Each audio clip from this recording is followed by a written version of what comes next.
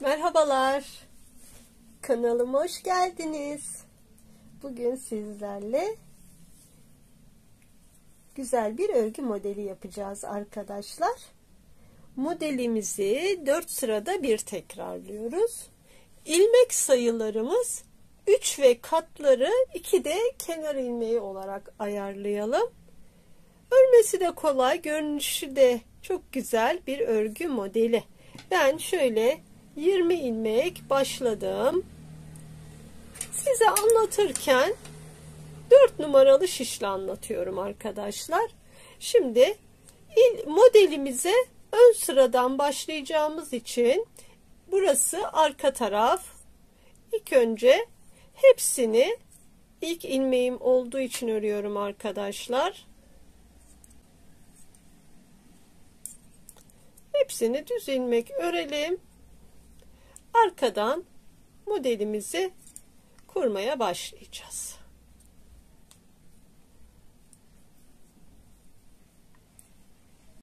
Modelimin ilk sırası ve ön taraftayım. İlk ilmeğimi örmeden aldım. Şimdi burada 3 tane ilmeğim var. 3 ilmeğimi bir aldım arkadaşlar. 3 ilmekten tek ilmek çıkarttım ve bir dolama yaptım. Aynı şekilde 3 tane ilmekten bir tane ilmek çıkartıyorum. Bir dolama yapıyorum. Modelimiz 4 sıradan oluşuyor. Bu ilk sıram. İlk sıramda 3 ilmekten bir ilmek çıkartıyorum ve bir dolama yapıyorum. İlk başlarken ilk ilmekten sonra dolama yapmadım. Direkt 3 tane kestim arkadaşlar.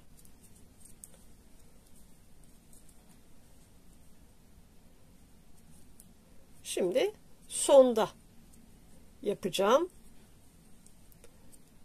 Sonda bir tane dolama yaptım ve kenar ilmeği.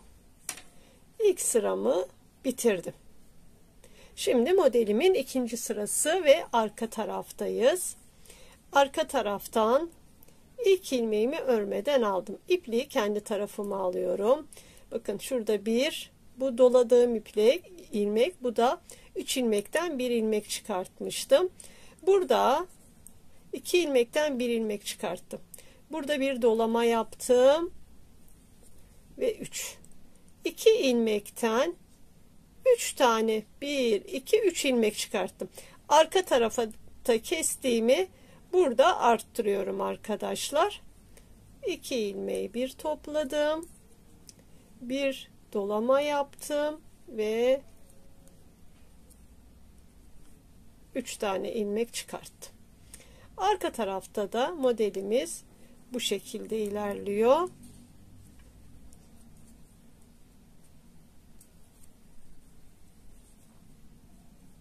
Şu doladığım ilmek ve ördüğüm ilmek.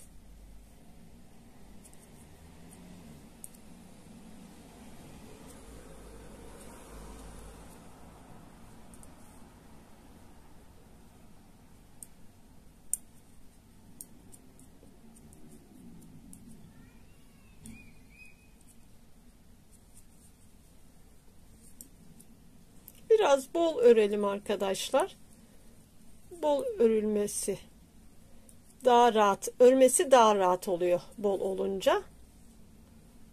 Fark etmez bunun hangi türlü alırsanız elinizin alışmasına bağlı ve kenar ilmeği. Şimdi modelimin 3. sırası ve ön taraftayım. İlk ilmeğimi örmeden aldım ve bütün ilmeklerimi 3. sırada hepsini düz örüyorum.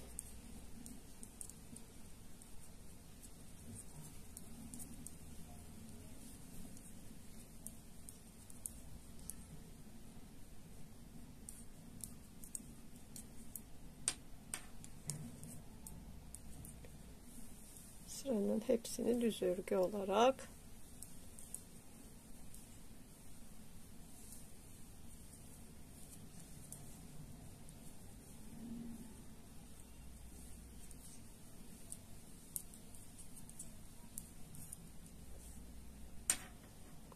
Bu şekilde bitiriyorum. Sıram bitti. Şimdi tekrar arka tarafta ve modelimin son sırasındayım arkadaşlar. İpi kendi tarafıma alıyorum. Burada hepsini ters örgü, biraz benim elim çok sıkı olduğu için bol örmeye gayret ediyorum.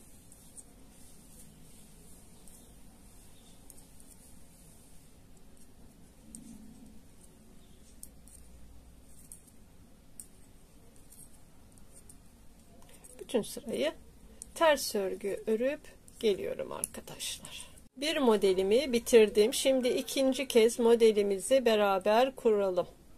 Aynı şekilde ilk ilmekten sonra dolama yapmıyoruz arkadaşlar. 3 ilmekten bir ilmek çıkartıyorum. Biraz bol bırakıyorum ve bir dolama yapıyorum. İkinci modelimin ilk sırası 3 ilmekten yine bir ilmek çıkartıyoruz.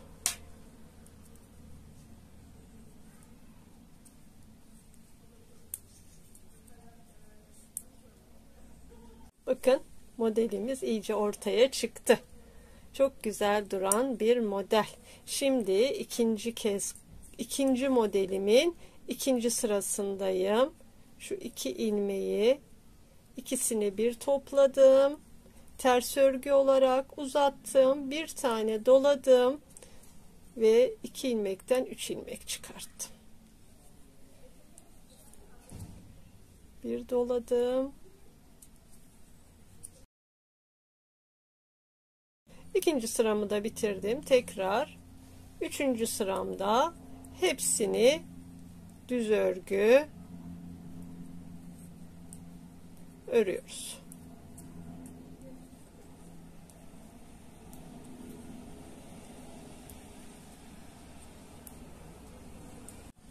Son sıramız arka taraf ve hepsini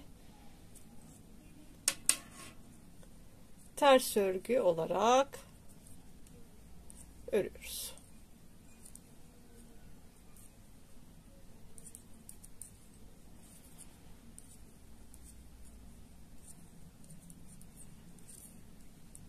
Bakın bu ipin biraz ince, bunda duruşu, bir de kalın ipte önceden çalıştım arkadaşlar. Onu da göstereyim size.